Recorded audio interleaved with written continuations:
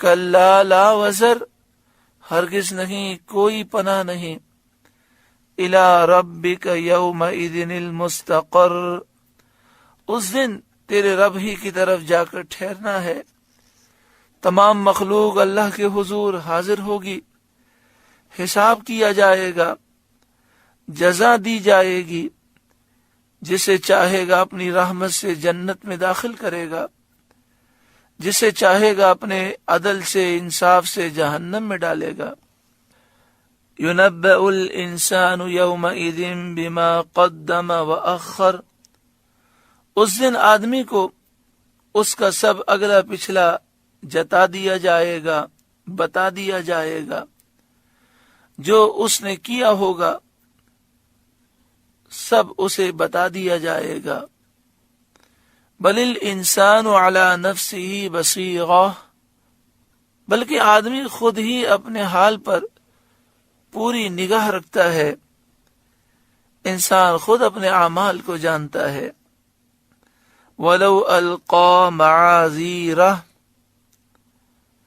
اور اگر اس کے پاس جتنے بہانے ہوں سب لا ڈالے، جب بھی نہ سنا جائے گا، کوئی بہانہ کوئی عذر قبول نہ کیا جائے گا۔ لا تحرک به لسانک لتعجل به، آپ یاد کرنے کی جلدی میں قرآن کے ساتھ اپنی زبان کو حرکت نہ دیں۔ سید عالم صلی اللہ علیہ وآلہ وسلم جبریل امین کے وحی پہنچا کر فارغ ہونے سے پہلے یاد فرمانے کی کوشش فرماتے تھے اور جلدی جلدی پڑھتے اور زبان اقدس کو حرکت دیتے۔ اللہ تعالیٰ نے سید عالم صلی اللہ علیہ وسلم کی مشقت گوارا نہ فرمائی۔ سبحان اللہ۔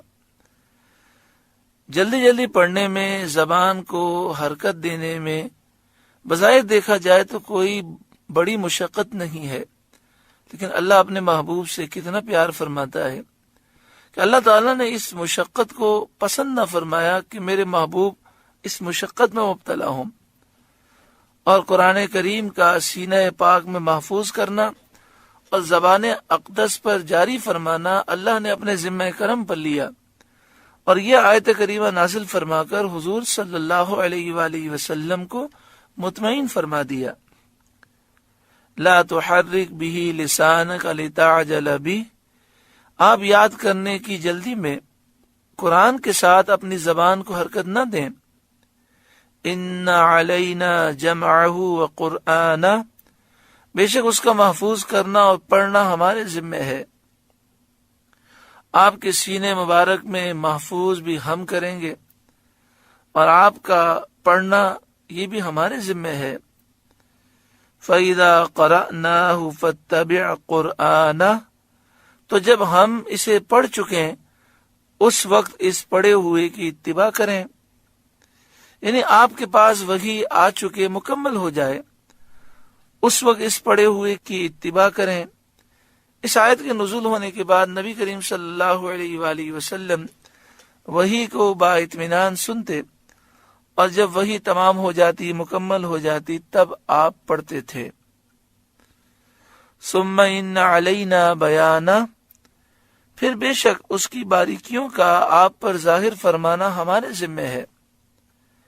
یعنی اس قرآن میں جو علوم اور معانی کے خزانے ہیں، اس میں اولین و آخرین کا جو علم ہے وہ ظاہر ہم فرمائیں گے آپ پر۔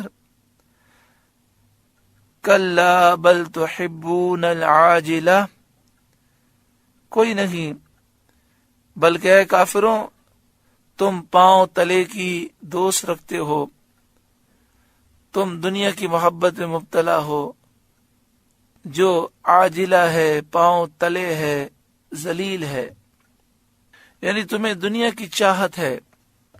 وَتَذَرُونَ الْآخِرَةَ، اور آخرت کو چھوڑے بیٹھے ہو۔ وُجُوهٌ يَوْمَئِذٍ نَاضِرَةٌ، کچھ منہ اس دن تر و تازہ ہوں گے، یعنی قیامت کے دن کچھ چہرے تر و تازہ ہوں گے، اللہ تعالی کی نعمت اور کرم پر خوش ہوں گے، مسرور چہروں سے نور چمک رہا ہوگا. یہ مومنین کا حال ہے.